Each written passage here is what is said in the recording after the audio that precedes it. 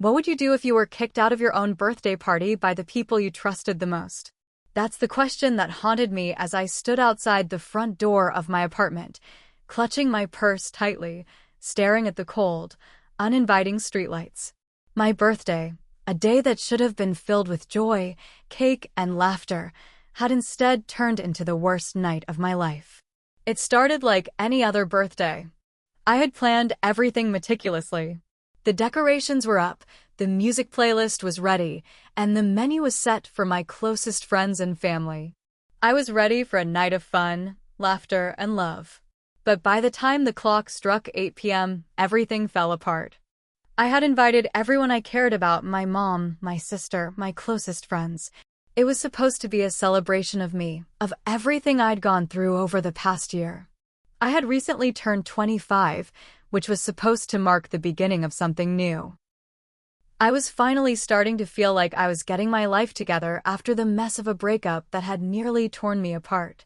But as soon as my guests started to arrive, I felt the tension building. My mom immediately started rearranging the decorations, telling me the balloons were too bright, the streamers were too childish. My sister, always the overachiever, insisted on organizing the seating arrangements, without asking me, of course. And Sarah, my best friend, barely even looked at me when she walked in. She didn't smile, didn't hug me like she usually did.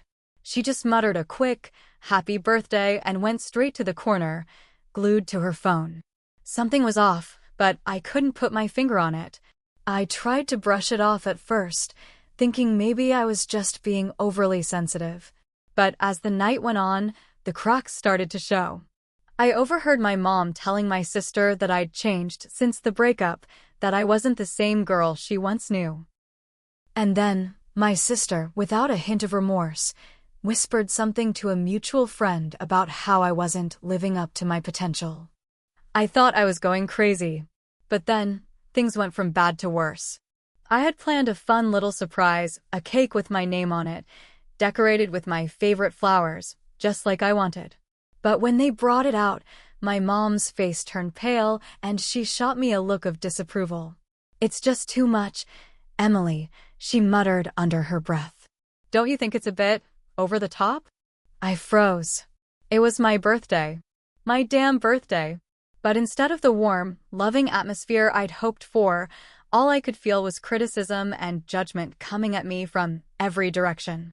But the real breaking point came when, halfway through the evening, my sister, Kate, stood up and said, "Emily, I think it's time for you to go.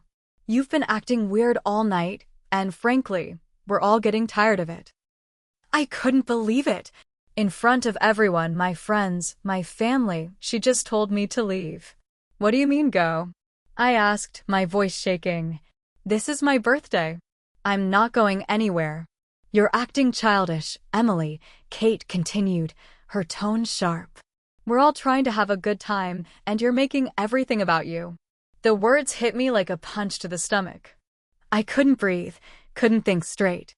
My family, the people who should have been there for me, were the ones turning their backs on me.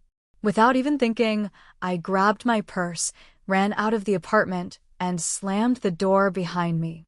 I couldn't believe what had just happened. It felt like the entire world had turned on me in the blink of an eye. Now I stood outside, shivering in the cool night air, trying to figure out what to do next. I was confused, hurt, angry, but mostly I felt betrayed.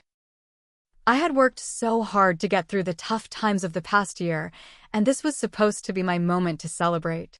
Instead, I was left standing in the cold, alone, with no idea what the hell had just happened.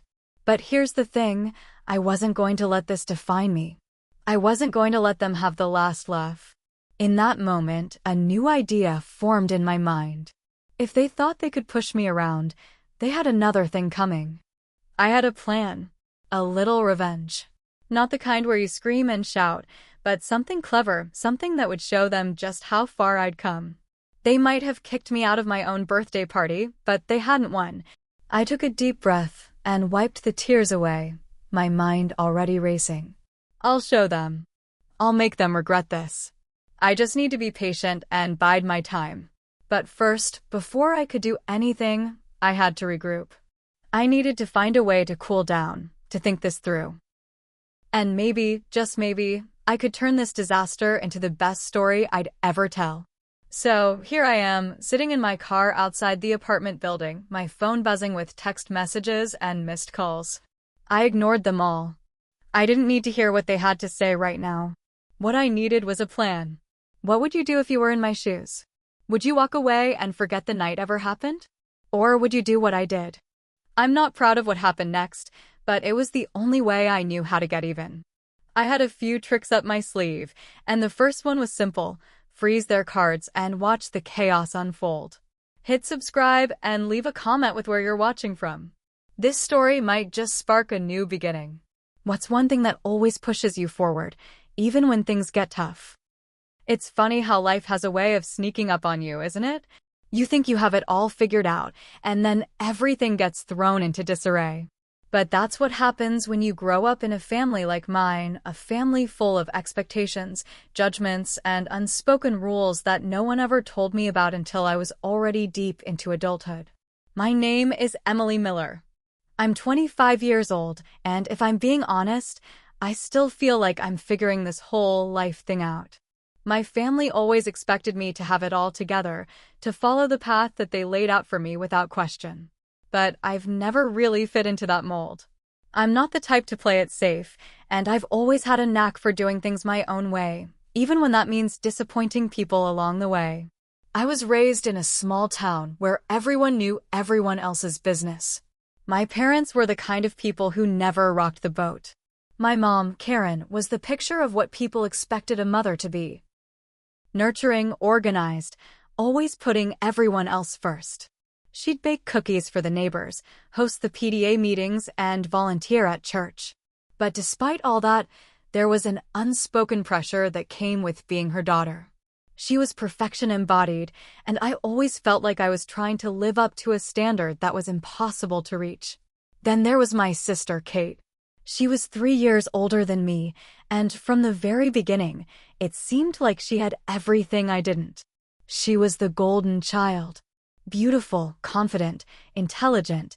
She was the one who had the grades, the friends, and the boyfriend everyone envied. She never had to try too hard, and things just seemed to fall into place for her. Meanwhile, I was the quirky one, the one who was always a little different, a little too loud or too quiet, depending on the day. Growing up, I spent a lot of time trying to escape that image of the other Miller daughter. I didn't want to be overshadowed by Kate's perfection. But at the same time, I had this deep-seated fear that no matter what I did, I'd never be good enough for anyone. My dad, Frank, was always there in the background, a man of few words. He worked as an accountant, but his presence was more like a background hum in our household. He was emotionally distant and had this way of pretending everything was fine, even when it clearly wasn't. For the longest time, I tried to find solace in other people, in relationships that never seemed to work out. I was in my first serious relationship at 18 with a guy named David. I thought he was the person who would make me feel understood and loved. But as is often the case when you're young and naive, things didn't work out. David was charming at first, but he had a way of turning everything into his problem. I ended up putting more of myself into that relationship than I ever should have. When we broke up 2 years ago, I was left with nothing but the realization that I'd given up too much of myself for someone who couldn't see me for who I was. After the breakup, I tried to rebuild. I threw myself into my career, teaching English at a local high school, and began focusing on friendships that were a bit more genuine.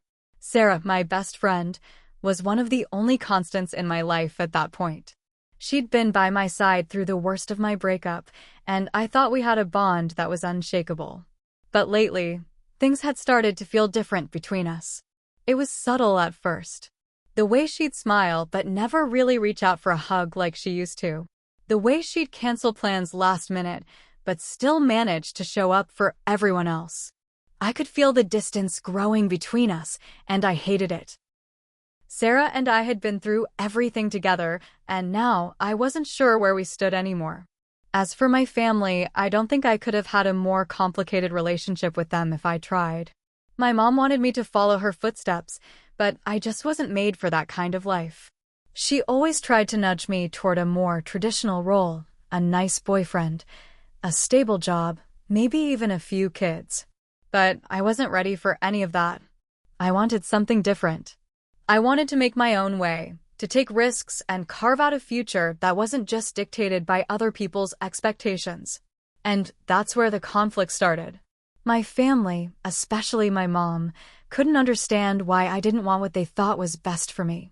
My dad, as usual, stayed out of it, pretending like everything was fine. But Kate?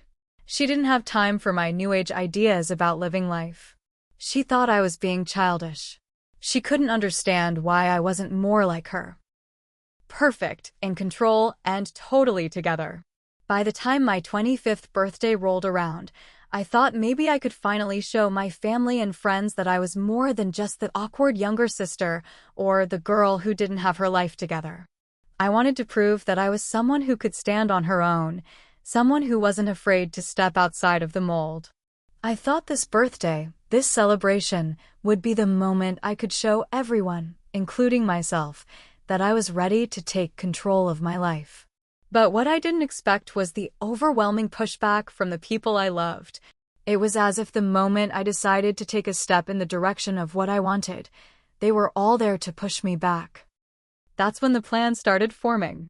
The idea of getting even didn't come out of nowhere. It was the result of years of feeling misunderstood, like I was never enough.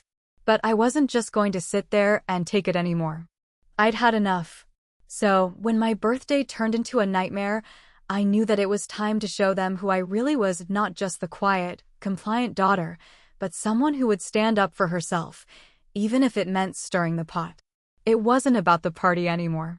It was about finally taking control of my own narrative. And that's how it all started. The frozen cards. The plan that, I hoped, would give me the justice I felt I deserved. As the days passed, the sting of that night lingered in my mind like a dull ache. My phone was filled with missed calls and texts, mostly from Sarah, some from my mom. I'd left my apartment that night with nothing but my purse and a whirlwind of emotions, trying to ignore the buzzing notifications that felt like 100 little needles prodding me. But I knew I had to face them eventually, so I started with the one message I couldn't ignore. Sarah. She was my best friend, my confidant, the person who knew every detail of my life, the good, the bad, and the ugly. But after the disaster at my birthday party, something felt different. Her messages had a tone of concern, but beneath it, I could feel the undertones of judgment, as if she had already decided that I was overreacting. Maybe I was. Maybe I had let my emotions take over. But I wasn't ready to forgive her just yet. I sat on my couch, staring at my phone, trying to come up with the right words. Finally, I sent a text, "We need to talk." It didn't take long for her to respond. Her reply was almost immediate. "Are you serious, Emily? I know you're upset, but you can't just cut everyone off like this. This is ridiculous." Her words hit me harder than I expected. I knew she was right about one thing. Cutting everyone off wasn't the solution. But what had happened that night wasn't something I could just brush off. I couldn't ignore the way they treated me, like I was a nuisance, like my very existence was too much to handle. I wasn't being ridiculous for feeling betrayed. I had every right to be angry. I stared at the screen for a long moment, letting her words sink in. I knew Sarah meant well, but the frustration I had been holding back came rushing to the surface. I tapped out my response with more force than I intended. "I'm not just upset, Sarah. I'm hurt. And I'm not going to pretend like everything's fine when it's not. You don't get to tell me how to feel." I hit send before I could second-guess myself, and as soon as the message went through, I regretted it. But there was no turning back now. I couldn't unsend a text. I watched the bubbles appear on my screen, the little dots indicating that Sarah was typing. The anticipation was almost unbearable. Then, her response came through. "I didn't mean it like that. I'm sorry. But Emily, you have to see things from our side. We've been patient with you through everything, but you've been acting different lately. You're not the same person anymore." The words stung. It was like a slap in the face, especially coming from Sarah. She'd been the one person who always stuck by me, even when things were at their worst. But now, here she was, telling me that I wasn't the same person anymore. What did that even mean? I didn't respond right away. I let her message sit there, marinating in my mind, while I tried to make sense of it all. What was I supposed to say? Was I really that different? Had I changed so much that even my best friend couldn't recognize me? Of course, I knew I'd changed. I wasn't the same girl I was when I was dating David, the same girl who put everyone's needs before her own. After the breakup, I had to rebuild, and in the process, I'd learned to put myself first. Maybe it was selfish. Maybe it was necessary. But this was the new me, the version that refused to hide behind a facade of perfection and politeness. I was allowed to change, wasn't I? I let out a shaky breath and typed my reply. I've changed, yes. But it's not because I want to be someone different. It's because I've been through hell, and I'm finally learning how to stand up for myself. If you don't like it, I'm sorry. But this is who I am now. The message felt like a weight off my shoulders as I hit send. But I wasn't sure what kind of response I would get. Would she understand, or would this be the breaking point in our friendship? I had no idea. I leaned back against the couch, running my hands through my hair, feeling both relieved and anxious at the same time. I wasn't sure if Sarah would forgive me for being so blunt, but I wasn't going to apologize for telling her the truth. I needed to be true to myself, even if it meant pushing people away. And then there was my family. My mom, my sister, both of them had their own issues with me, and I couldn't shake the feeling that they were all too ready to judge me for not fitting into the perfect mold they had built for me. It was like they didn't see me as a person anymore. I was just the daughter they had to tolerate, the sister they could criticize. I couldn't stop thinking about that moment at my birthday when Kate had told me to leave. Her words kept echoing in my head. "You've been acting weird all night. We're all getting tired of it." The audacity, the complete lack of empathy, it still burned. And it was becoming clear to me that the more I tried to be myself, the more they were pushing me away. But what was I supposed to do? Be someone I wasn't just to keep them happy? I couldn't do that anymore.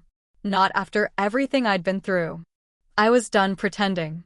If my family couldn't accept me for who I was, then maybe it was time to stop pretending that I could keep living up to their expectations.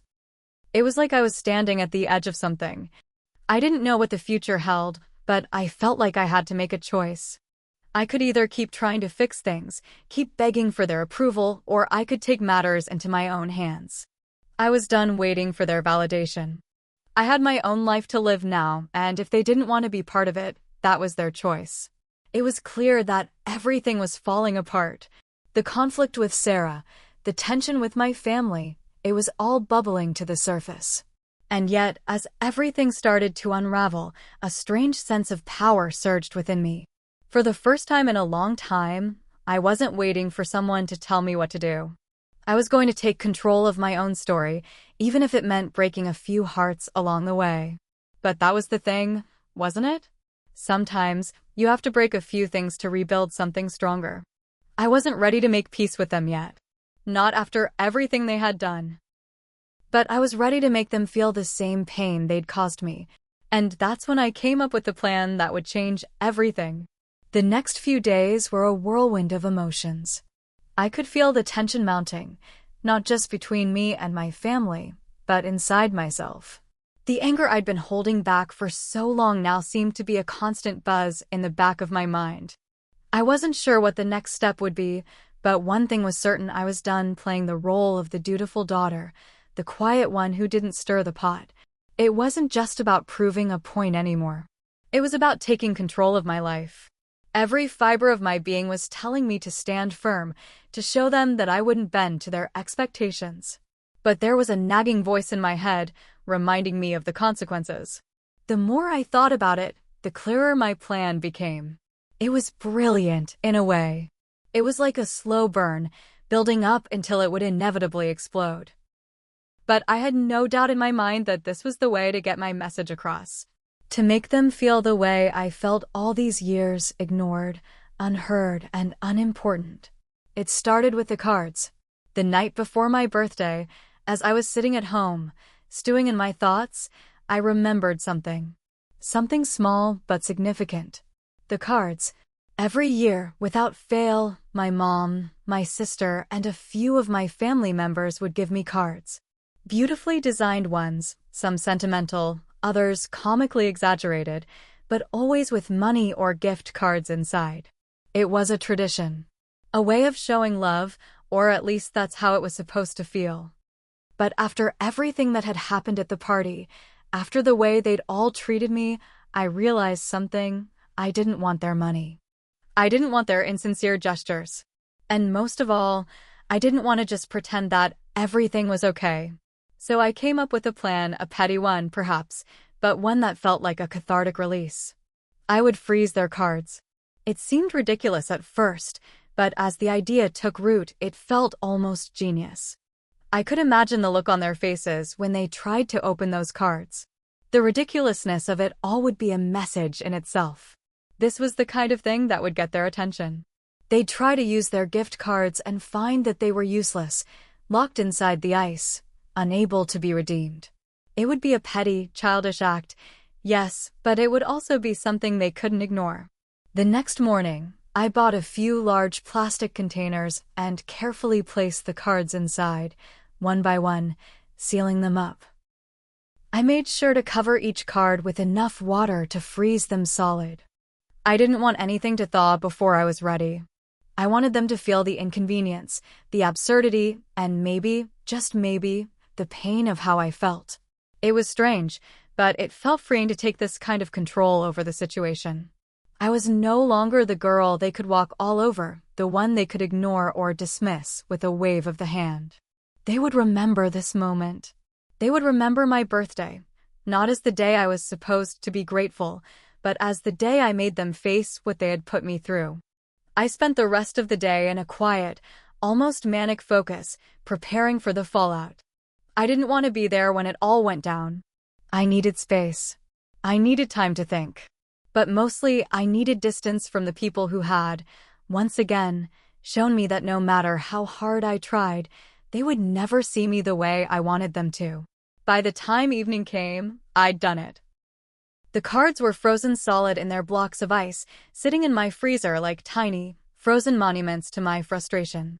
I was ready. But as I stood there, staring at the freezer, I felt a strange mixture of exhilaration and doubt. Was I taking things too far? Was this really the right move? The doubt crept in like a cold wind, chilling my resolve. But then I remembered the years of feeling unheard, unappreciated. I remembered the way my sister, Kate, had pushed me away on my birthday, the way my mom had failed to see me as anything more than an extension of her own life. No, this wasn't too far. It was what they deserved. The plan was in motion now. There was no turning back. Later that evening, I received a call from Sarah. She sounded frantic, but in her voice, I could also hear the faint tremor of excitement. "Emily, I don't know what to say. Your mom just called me. She's furious. Apparently, all of the gift cards you got for your birthday are frozen solid, and she can't get them open. She says you've gone crazy, and Kate is calling it ridiculous." I felt a strange satisfaction as Sarah continued talking. They were reacting just the way I expected, shocked, upset, confused. But there was something else in their voices, something I hadn't anticipated, a sense of entitlement. They still thought they had the right to dictate what I should feel, what I should want. It wasn't enough that I'd done everything they expected of me. Now they felt entitled to my compliance, even when they had never bothered to meet me halfway. "I didn't think you'd actually go through with it," Sarah said, her voice more sympathetic now. "I mean, it's funny, but Emily, you're not like this. Why do you have to make things so complicated?" I let out a breath I didn't realize I was holding. "Because this is the only way they'll understand how much they hurt me, Sarah. Maybe if they can't get their gift cards open, they'll realize that it's not just about the presents. It's about the fact that I've been trying to get their attention for years. I'm done being the silent one, the easy one to ignore. There was a long pause. I could almost feel her weighing my words. I get it. But are you sure this is the way to handle it? Before I could respond, Sarah hung up, leaving me with a bitter taste in my mouth. I knew she was trying to make sense of it, trying to help me see things from another perspective, but it didn't matter anymore. My family had pushed me to this point, and they would have to deal with the consequences. The next morning felt like a quiet storm. I had no idea how my family would react to the frozen gift cards, but I knew it would be dramatic. When I woke up, I already felt the anticipation building up in my chest. There was a heavy stillness in the air, as if the world was holding its breath, waiting for the moment of impact. I went about my morning routine, but everything felt off. The way I moved through the house, the way I made my coffee, it all felt mechanical. I kept glancing at my phone, waiting for the inevitable texts and calls to pour in. I knew my mom, my sister, and even a few extended family members would be furious, but what I didn't anticipate was the depth of the emotional roller coaster that was about to unfold. Around noon, my phone buzzed. I didn't need to check it to know who it was. I had been expecting this call. "Emily, what the hell is wrong with you?" It was Kate. Her voice was filled with anger, shock, and something else, a sense of betrayal. I could feel the weight of her words even through the phone. "I can't believe you did this. Do you have any idea how ridiculous you're being? You've ruined everything." I couldn't help but smile bitterly. Part of me felt guilty, but another part of me just felt relief. Finally, they were paying attention. They had no choice but to confront me now. "I didn't ruin anything, Kate.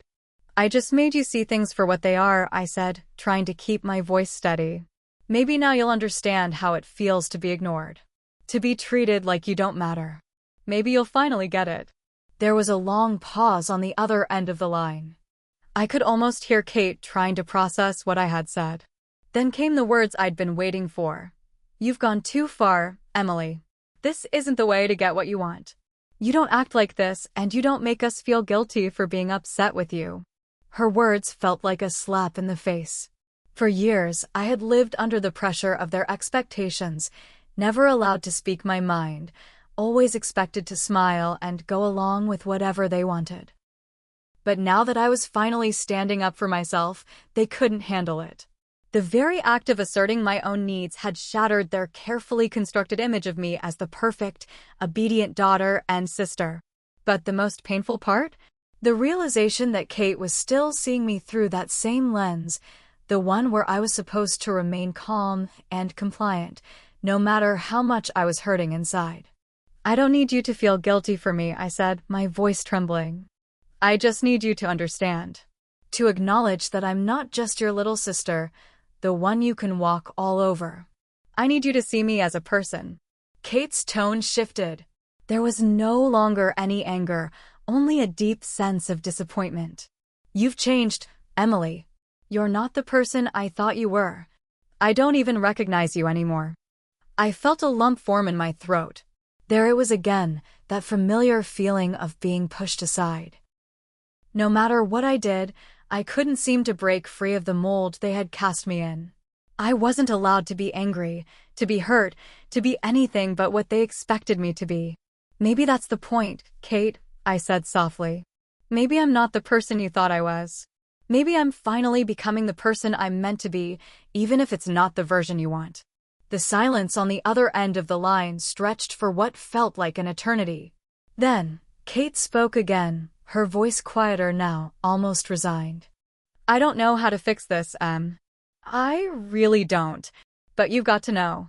I'm not the enemy here." I swallowed hard, my chest tightening. "I never thought you were the enemy, Kate. I just wanted you to listen, to understand." But my words didn't seem to reach her. I could hear the distance growing between us, both physically and emotionally. I had wanted a resolution, but all I had gotten was more distance, more misunderstanding. After a long pause, Kate sighed. "I'm going to go now. Think about what you've done, okay? Think about the family." The line went dead, and I was left standing there, holding my phone, staring at nothing. I felt hollow, like a part of me had just cracked wide open. I had tried to do the right thing. I had tried to make them see me, to make them feel what I had felt all these years.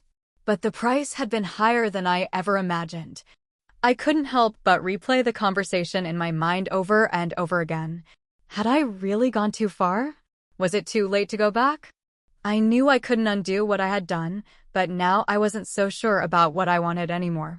Was this the change I needed? Or had I just pushed my family away forever? But even as those questions swirled in my mind, something inside me told me it was too late to back down now. I couldn't turn off the fire that had been lit inside me. This was the point of no return. I had made my stand, and now I had to live with the consequences. My phone buzzed again, and I hesitated before checking it. This time, it was my mom. The message was short but heavy. "We need to talk." Now, my stomach churned. I knew what this meant. The floodgates had opened, and there was no way out. My family was coming for me, and there was no telling how this story would end. Hit subscribe and leave a comment with where you're watching from. This story might just spark a new beginning. What's one thing that always pushes you forward, even when things get tough? The moment my mom's message pinged on my phone, I felt the weight of it settle on my shoulders. I wasn't ready to face her, or anyone else in my family for that matter. Part of me wanted to ignore the message, to walk away and let them figure out what they had done wrong. But deep down, I knew I couldn't run from this anymore. I took a deep breath and called her back. The phone rang for a while before she picked up, and the tension was palpable, even through the line.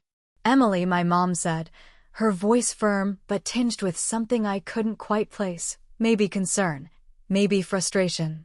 "We need to talk about what you did. This has gone too far." I closed my eyes for a moment, letting the words sink in. Part of me wanted to snap back, to tell her just how I felt about everything that had led up to this moment. But something stopped me. Something in her voice made me realize that this conversation wasn't going to go the way I thought it would. "I'm listening," I said, my voice much softer than I intended. There was a long pause. I could hear my mom taking a shaky breath on the other end of the line. "Emily, I don't even know where to start. I know we haven't always seen eye to eye, and I know that we've let things go unsaid for far too long. But this isn't the way to handle it." Her words hit me harder than I expected. I had been prepared for anger, for her to lash out at me and accuse me of ruining everything. But instead, I heard something different. A crack in her voice, an honesty I hadn't anticipated. For the first time in what felt like forever, I realized that my mom was just as lost in this as I was. "I didn't do this to hurt you," I said, my voice shaky. "I just wanted you to understand how it feels. How it feels to always be the one trying to make everything perfect, trying to make everyone happy, while never getting anything in return." My mom sighed deeply. "I know, honey. I know. I've been so focused on everyone else, on keeping the family together, on making sure everything was smooth, that I didn't realize how much I was overlooking you. You're right. I've been blind to your needs. I've been blind to how much you've been struggling, and that's on me." I could feel the sting of those words. She was acknowledging what I'd been screaming for so long, and it felt like both a relief and a betrayal. Why hadn't she seen it sooner? Why hadn't she listened? "You don't have to apologize, Mom," I said, trying to control my emotions. "You can't fix this with just words. You can't just say sorry and expect everything to be okay. I need more than that." "I know," she replied softly. "And I'm not asking for forgiveness right now, Emily. I know I failed you, and I understand that you're angry. I would be too. But this is the first step, isn't it? To acknowledge what's been broken." I sat there in silence for a few moments, letting her words sink in. Was this really happening? Was my mom actually admitting her faults, owning up to the ways she had hurt me? For so long, I had yearned for this moment, the moment when I would no longer be the invisible one, the moment when I would be seen and heard. But it wasn't as fulfilling as I'd imagined. It didn't erase the years of frustration or the many birthdays spent pretending everything was fine. It didn't undo the hurt. And yet, somehow, it was still a step forward. It was progress, no matter how small. I don't know where we go from here, my mom continued, but I'm willing to try. For you. For the family. I don't want to lose you, Emily. The words were almost too much to bear. I had spent so much time pushing my family away, making them feel like they couldn't reach me, that I never stopped to think about how much they cared about me, or at least how much they could, if I let them. I don't want to lose you either, Mom, I said, my voice trembling. But we need to be honest with each other. We need to stop pretending everything's okay when it's not. I agree, she said softly. And that means starting with the truth. About everything. I sat there for a long time after the call ended, staring at the blank screen of my phone. The weight in my chest hadn't entirely lifted, but a small crack had appeared in the wall I'd built around myself. Maybe, just maybe, there was room for healing. The rest of the day was quiet. My family didn't contact me much after the explosion earlier, and that left me with time to think. The frozen gift cards were still sitting in my freezer, a physical manifestation of the chaos I had unleashed. But now, they felt almost irrelevant. The cards weren't what had mattered. The real issue had always been the space between me and my family, the unspoken things, the years of misunderstandings and unsaid words. That evening, I found myself sitting in the living room, just thinking. I wasn't sure what my next step was. I wasn't even sure if I wanted to unfreeze the cards and return to some semblance of normal. But I knew that something had shifted. The cracks in my family's carefully constructed walls had appeared, and now there was a chance for something different, something better. I realized then that the battle hadn't really been about petty revenge or trying to make them pay for all the ways they'd hurt me. It had been about being seen, about being understood. The frozen gift cards were just a way for me to get attention. But the real work, the real healing would come from facing the deeper issues. From confronting the patterns in our relationships and finally acknowledging how we all had been complicit in keeping things broken. I didn't know what would happen next. I didn't know how my family would respond to the changes I was pushing for. But one thing was certain. I wasn't going to stop fighting for my place in this family. And I wasn't going to settle for being invisible anymore. The chaos of the past few days had been a wake-up call, not just for them, but for me. The journey wasn't over. But maybe, just maybe, this was the beginning of something better. In the days that followed, the aftermath of my actions lingered like the scent of a storm. There was no dramatic confrontation or sudden, explosive fallout. Instead, everything moved in slow motion, the kind of quiet chaos that settles over everything after a huge disruption. The tension between me and my family was palpable, but so was something else, the flicker of change. Maybe this was the reset we needed. Maybe this was the moment where everything finally got real. I woke up the next day to find a text from my dad. It was short and to the point. Can we talk? I wasn't sure what to expect from him. My dad and I hadn't exactly been close for a long time. It wasn't that we didn't love each other. Rather, it was more like we lived in parallel worlds, too distant and disconnected to reach one another. But after everything that had happened, I wondered if he was ready to try. If he was ready to truly see me. I called him back, my heart pounding as the phone rang. "Emily," he answered, his voice low and almost hesitant. "I know you're angry, and I understand why. But I want to talk about what happened." I tried to steady my nerves. "Okay," I said, keeping my tone neutral. "What's on your mind?" There was a long pause before he spoke again. "I've been thinking about everything that's gone on. About how we've all failed to really be there for you. I see now that I've missed things, important things. I didn't know how bad it was for you, Emily. I'm sorry." My heart twisted in my chest. My dad had never been one for deep emotions or apologies. He was the kind of man who showed love through actions, but even then it often felt like I was an afterthought. And yet here he was, acknowledging the cracks in our relationship, admitting his mistakes. "I didn't want to hurt you," he continued, his voice soft. "But I realize now that I have. And for that, I'm truly sorry. I want to make things right if you'll let me." I didn't know how to respond. His apology was sincere, but it didn't erase the years of hurt, of feeling invisible in my own family. It didn't make up for the birthdays I'd spent wishing they would just care enough to see me. But it was a start. And in some ways, it was exactly what I had needed to hear. I appreciate that, Dad, I said, my voice cracking. I really do. But it's going to take time. I can't just forgive everything and pretend it never happened. I need you to show me that things will be different. I understand, he replied. And I'm willing to do whatever it takes. Just let me know when you're ready to talk more. I hung up feeling both lighter and heavier at the same time. There was a sense of relief, of validation, but also a sharp reminder that healing wasn't going to be quick or easy.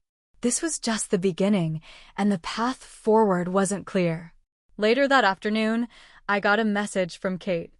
I wasn't sure what to expect, whether it would be more anger or something different this time. But her text was surprisingly calm. I want to apologize for the way I reacted before. I was angry, but I see now why you did what you did. It wasn't the right way to go about it, but I get it. We've both been struggling with things, and maybe it's time we finally talk about it. I felt a mixture of relief and apprehension. Kate had always been the one to push things aside, to pretend everything was fine, even when it wasn't. For her to admit she had been wrong was a huge shift. But part of me was still guarded. Part of me didn't trust that this would last. Thank you for saying that, I replied. But I think we need to sit down and have a real conversation. I need you to understand everything, how I've been feeling, why I've been doing what I've done. It's not just about the gift cards. It's about everything. She agreed, and we set a time to meet up the following weekend. I wasn't sure if we could ever truly go back to the way things were, but for the first time in a long time, I felt like there was hope. Like we might finally be able to speak honestly with each other, without the masks we had been wearing for so long. As the days passed, I found myself reflecting more on what had happened. The frozen gift cards, the blow-up with my family, the long conversations that followed, what had I really learned through all of this? For so long, I had kept my emotions buried. I had hidden behind the expectations of being the perfect daughter, the perfect sister, the one who could hold everything together. But in doing so, I had never allowed myself to truly feel. I had bottled up anger, sadness, and frustration until they exploded in the form of childish revenge. But I had also learned something else, that it was okay to ask for what I needed. It was okay to demand respect, to stand up for myself, even if it meant making things uncomfortable for others. Sometimes, people couldn't hear you until you made them listen. And while the way I did it wasn't perfect, it had forced my family to confront the truth. Now, I was learning how to rebuild those relationships, piece by piece. It wouldn't be easy, and it wouldn't be quick. But it was worth it. I was worth it. As I sat in the quiet of my living room, reflecting on everything that had happened, I felt a flicker of optimism. Maybe this wasn't the end of my story. Maybe, just maybe, it was the beginning of something new. Something real. The meeting with Kate and Mom was set for the following weekend, but I couldn't shake the nervous energy that had been building inside me for days. It wasn't just that we were going to talk about the mess I had created. It was that I finally felt like I was going to lay bare everything I had been carrying for so long. This was the moment where all the hidden hurts, the suppressed feelings, would come into the light. I wasn't sure how I felt about it. Part of me wanted to just move forward, let it all go, but another part of me feared what would happen if we couldn't fix things. What if my family, after everything, still didn't understand? What if we couldn't bridge the gap between us? The day of the meeting arrived, and I felt the weight of it more than I anticipated. I was jittery, pacing around my apartment, trying to calm myself down. I made myself coffee, then another cup, then another. I couldn't focus on anything else. Each tick of the clock seemed to echo in my mind, as if time was both moving too fast and not fast enough. Finally, the time came. I met Kate and Mom at a cafe we used to go to when I was younger. The place was familiar, a small local spot with old wooden tables and mismatched chairs, places that had once felt like home. Now, everything about it felt distant. I walked in, my stomach in knots, to find Kate already seated at one of the tables, her hands folded in front of her, looking tense, but trying to appear calm. Mom was beside her, scanning the menu even though we all knew we were here for more than food. "Hi," I said, my voice quiet as I took a seat across from them. I immediately noticed the awkwardness in the air, the distance, the silence. "Hey," Kate responded with a strained smile. Her eyes were red, like she'd been crying, or maybe she just hadn't slept well. I wasn't sure which. Mom's face was softer than I had seen it in a long time. It was like she was trying to figure out what to say, as if the words were too heavy to come out all at once. She looked at me, her gaze full of regret and something else, maybe love, maybe sorrow. I took a deep breath, gathering my thoughts. I've been thinking a lot about everything, about why I did what I did. And I'm sorry for how I handled it. Freezing the gift cards, doing it in such a dramatic way, it was childish and I know that. But at the time, I didn't know how else to make you see. I didn't know how else to get you to understand how hurt I've been. Kate leaned forward, her eyes softening. I get it now, Em. I really do. I've been thinking about everything, too. How I've treated you. How I've ignored you, dismissed your feelings. I've been so caught up in my own life that I didn't even stop to think about how much I hurt you. I'm sorry. I was taken aback by her honesty. It wasn't just the apology, it was the vulnerability in her voice. For years, Kate had been the one who seemed to have it all together. The one who always knew what to say, how to handle things. To hear her admit her faults felt like a small miracle. I didn't realize how much I was hurting you by being so caught up in my own life, Kate continued, her voice cracking slightly. I've been so focused on my own drama, on trying to make everything work for me, that I didn't even see what you were going through. I'm sorry for that.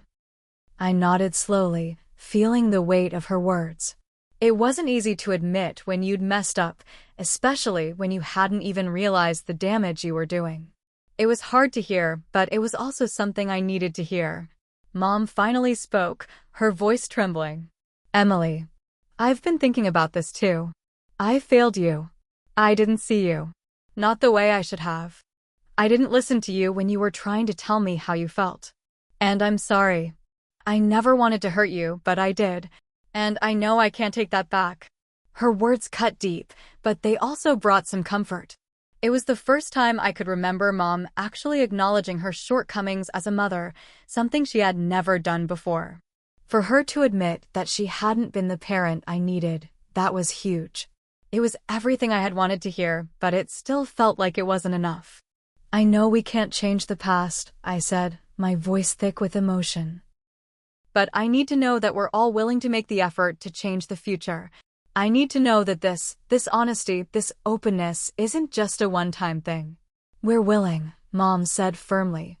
I know I failed you, but I want to make it right. I want to be the mother you deserve. I want to show you that you matter, that I see you. Kate nodded, her eyes shining with unshed tears. I want that too, Em. I really do. I want us to be a family again, one that's not just going through the motions, pretending everything is okay. We can't keep doing that. There it was. The thing I had wanted so badly, an acknowledgement that things couldn't go back to the way they were, but they could change. We could change. We could finally start being honest with each other, instead of hiding behind false pretenses. For a moment, there was silence as we all processed what had been said. It was like a breath had been held in our family for years, and we were finally exhaling. Then, Mom reached across the table and placed her hand over mine. This isn't going to be easy, but we'll work through it together. I promise you, Emily, we'll do better. I squeezed her hand in return. I'm willing to try, I said softly. But we all need to be willing to change. I can't do this alone.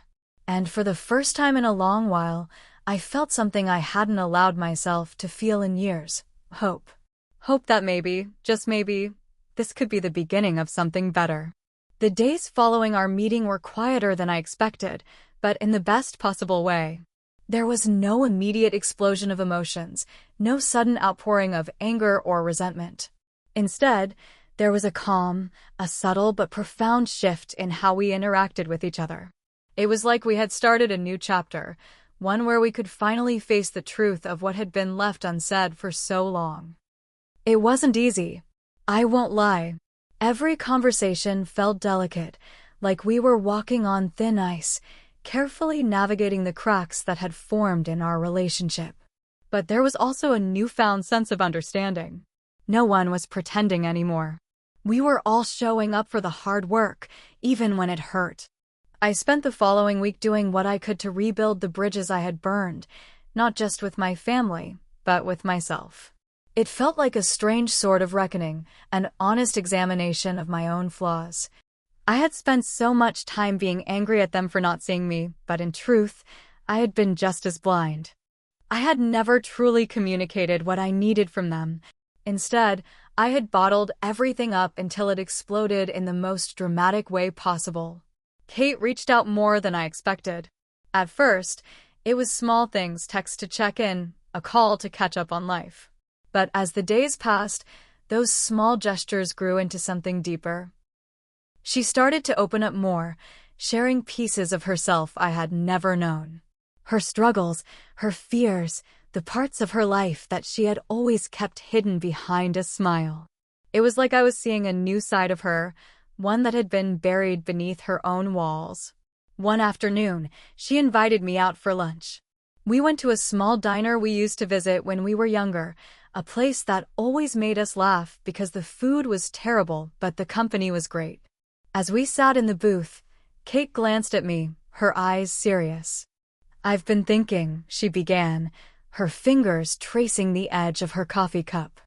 "I've been trying to make up for everything I missed. But the truth is, I don't even know where to start. I've been so focused on being perfect, on keeping everything together, that I forgot how to just be real with you." I nodded, not sure how to respond. It was almost as if she were reading my mind. I had been so caught up in my own need for validation, for them to finally see me, that I had missed how much Kate had been struggling with her own version of perfection. "You don't need to fix everything right away," I said gently. "I just need you to show up, to be here when I need you." Kate smiled, a little hesitant but hopeful. "I can do that. I will do that." I realized then that maybe I had been too focused on expecting grand gestures, on waiting for the kind of big, dramatic apologies that would erase everything. But sometimes it wasn't about the grand gestures. Sometimes it was about the quiet moments, the willingness to show up, to be present, and to listen. Later that week, I met with Mom to discuss how we could keep the communication open. The conversation was awkward at first, but as we continued to talk, it began to flow more naturally. She was eager to hear about how I had been feeling, to understand what I had been going through during the years when I felt like I was invisible. And in turn, I listened to her. I listened to her fears, her regrets, and the ways she had tried, though imperfectly, to show her love. "It's not going to be perfect," Mom said, her voice tinged with uncertainty. "I'm not going to get everything right. But I'm going to try, Emily. I'm going to be here for you in the ways you need me to be." I looked at her, surprised by the rawness in her eyes. For the first time, she wasn't trying to hide behind the role of the perfect mother. She was just there. A woman trying to make up for her own mistakes, but also one who was willing to admit that she didn't have all the answers. "I'm not asking for perfection, Mom," I said softly. "I just want you to be real with me. I want to know that you're trying, even when it's hard." And just like that, something shifted. We didn't have all the answers, but we had each other. And for once, that was enough. As the weeks passed, things continued to improve. Slowly but surely, we were building new habits, new ways of communicating. We started making plans, small ones at first, like family dinners or weekend outings, but those small things were enough to remind us of what we had almost lost. They were proof that, Despite everything, we still cared. And that caring was the foundation for everything that came next. There were still moments of tension, moments when old wounds flared up and threatened to undo all the progress we had made. But now, when those moments came, we faced them head-on. We didn't avoid the difficult conversations or sweep things under the rug. We talked about it. We apologized. We moved forward. One evening, as I was sitting on my couch, scrolling through my phone, I got a message from Dad. It had been a few weeks since our last conversation, and I had been waiting for him to follow through on his promise to change. His message was simple. Dinner tomorrow night? Just the three of us. I've been thinking a lot about everything, and I'd like to talk. I didn't have to think about it. I didn't even hesitate. I knew that this was another opportunity for us to move forward, to continue rebuilding. The next night, we sat down for dinner at a local restaurant, a place that wasn't too fancy but had just the right vibe, casual, comfortable, and familiar. There was no big apology this time, no dramatic confrontation. Instead, we just ate. We talked about normal things. How work was going. What was happening in our lives.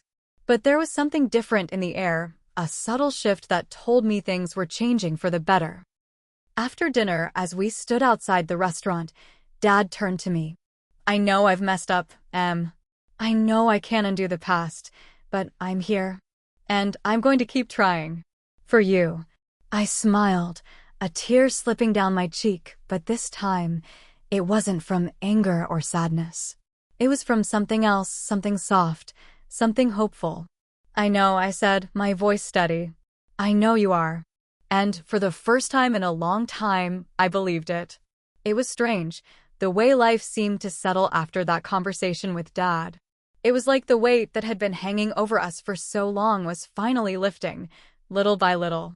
The tension, while never completely gone, had begun to fade into something manageable.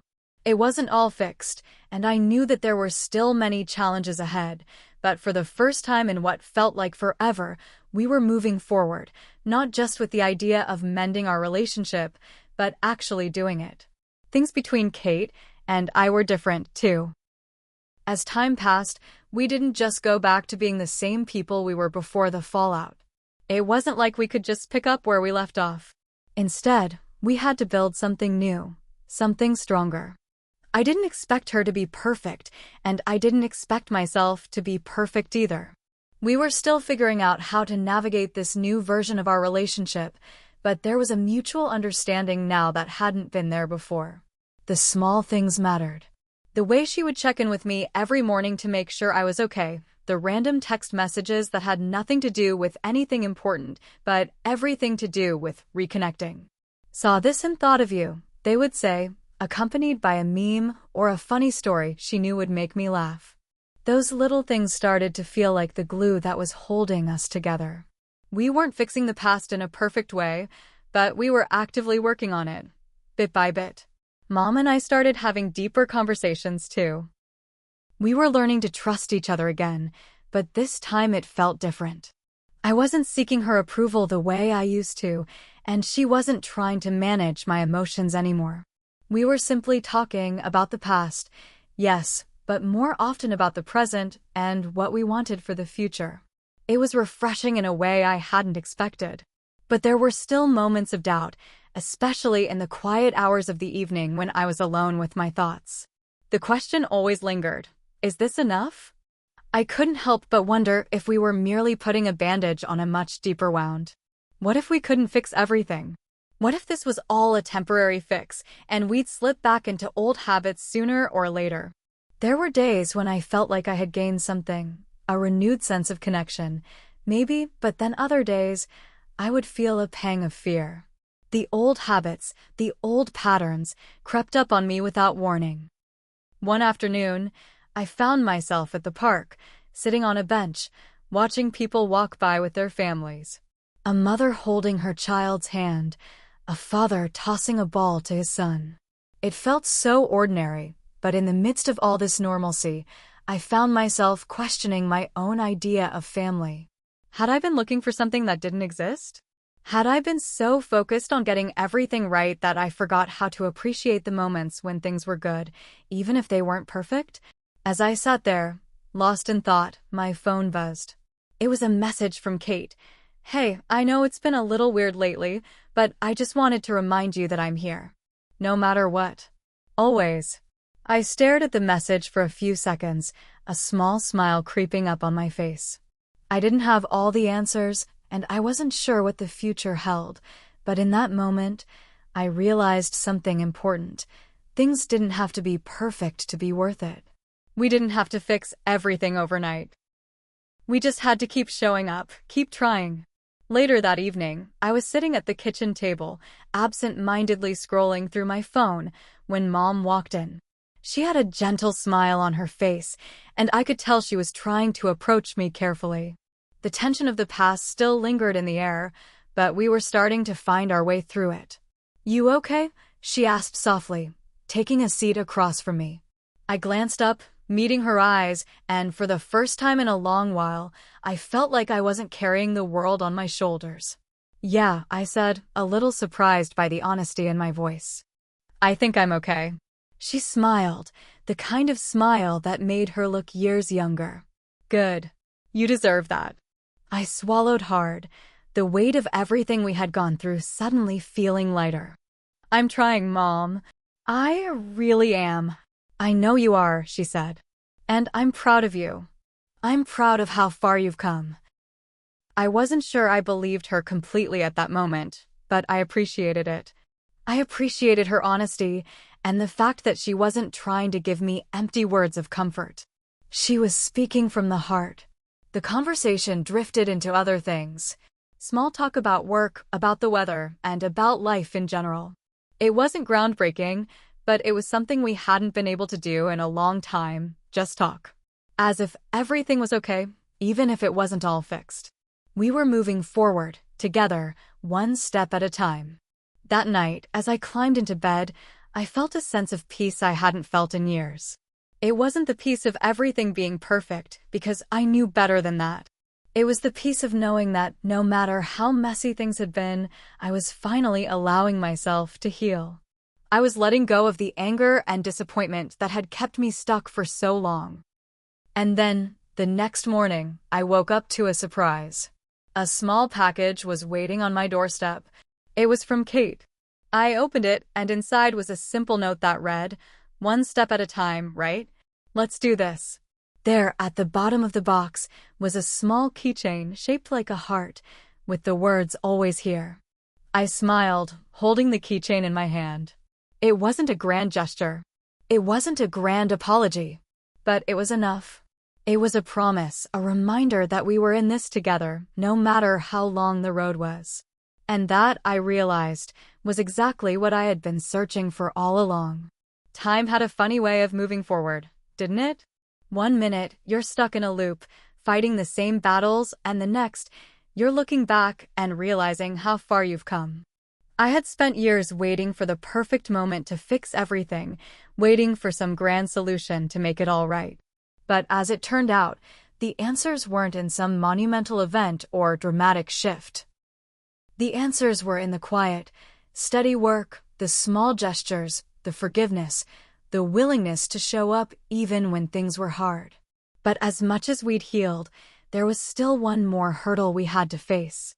One more test that, if we could pass it, would finally allow us to leave the past where it belonged, behind us. It was my birthday again. The irony wasn't lost on me. Exactly 1 year ago, I had been kicked out of my own home on the one day that was supposed to be about celebration and joy. This year, I had promised myself that it wouldn't be a repeat of the past. This time, I was going to take control. I wasn't going to let old wounds dictate how I felt. I wasn't going to let the past define my future. I woke up that morning feeling a mixture of emotions, grateful, anxious, and surprisingly hopeful. I wasn't expecting everything to be perfect, but I did expect something different this year. For once, I wanted a birthday to be a reflection of how far I had come, not a reminder of where I had been. Kate was the first to call. It was early, and I was still groggy from a restless night of thoughts and dreams that tangled up all my fears. Her voice was the familiar comfort I needed to hear. "Happy birthday, Em," she chirped, sounding excited and genuinely happy. "I know this last year hasn't been easy, but look at you now. I'm so proud of everything you've done." Her words hit me harder than I expected, and for a moment, I just stood there, holding my phone, blinking away the unexpected tears. I hadn't realized how much I had needed to hear that. "Thanks, Kate. It really means a lot to me." We chatted for a while longer, and when we hung up, I felt lighter. A little more ready to face whatever the day would bring. Mom texted me next. "I'm so proud of you. Let's celebrate tonight, just the two of us. I know we've had our issues, but I think we're finally getting to the good part. Love you." Her words, though simple, carried a weight that I hadn't expected. I could feel the sincerity behind them, and for the first time in a long time, I didn't feel the need to hold her at arm's length. She had shown up in ways I never thought she would. Maybe it wasn't perfect, but it was real. And that, for me, was enough. I got ready for the day, trying not to overthink it too much.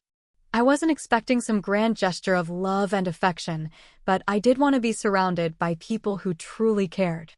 I wanted to spend the day with those who had made the effort to heal with me, not just expect things to go back to the way they once were. Later that afternoon, I went for a walk through the park, reflecting on everything. My mind kept drifting back to that night last year when everything had fallen apart. I remembered the anger, the betrayal, the sense of being unseen. But I also remembered something else, the moment when I realized I didn't need to be perfect. I didn't need everyone's approval. All I needed was to show up for myself, to be true to who I was. As I walked, I got a call from Dad. "Hey, kiddo." "Happy birthday," he said, his voice full of warmth. "Thanks, Dad," I replied. I could hear the hesitation in his voice, like he was waiting for me to say something, to fill the silence. But I didn't need to. We both knew that things had changed between us, and this phone call was a simple acknowledgement of that. "We're all planning to have dinner together tonight, if you want to join us," he said. "I know things aren't perfect, but I just want you to know that we're all trying. We're all here, Em." For a moment, I just stood there, digesting his words. The idea of having dinner with Dad, Mom, and Kate together was almost surreal. After everything, after all the anger and the pain, it felt like a distant dream. But then I realized, maybe this wasn't just a dream. Maybe this was reality. Maybe, just maybe, we had made it to a place where we could actually share a meal, not out of obligation, but out of love. "I'll be there," I said, a smile creeping onto my face. "I'd like that." That evening, I arrived at the restaurant, and as I walked through the door, I felt an overwhelming sense of calm. There was no drama, no fighting, no need to prove anything. It was just us trying, in our own ways, to move forward. And that was enough. Kate was already there, sitting at the table with a smile on her face. Mom and Dad were next to each other, looking a little more comfortable in their own skin than I'd seen in a while. As I sat down, I took a deep breath. For the first time in a long time, I felt at peace. We had made it. Together. The last test wasn't about achieving perfection or erasing the past. It was about showing up. It was about being real with each other, about being present in this moment, and accepting that none of us had all the answers. But we were trying. And that was all we needed. We shared a meal, we laughed, we told stories, and for a few hours, the world outside the restaurant seemed to disappear. It wasn't perfect, but it was beautiful in its own way. And for once, that was enough. Hit subscribe and leave a comment with where you're watching from. This story might just spark a new beginning. What's one thing that always pushes you forward, even when things get tough?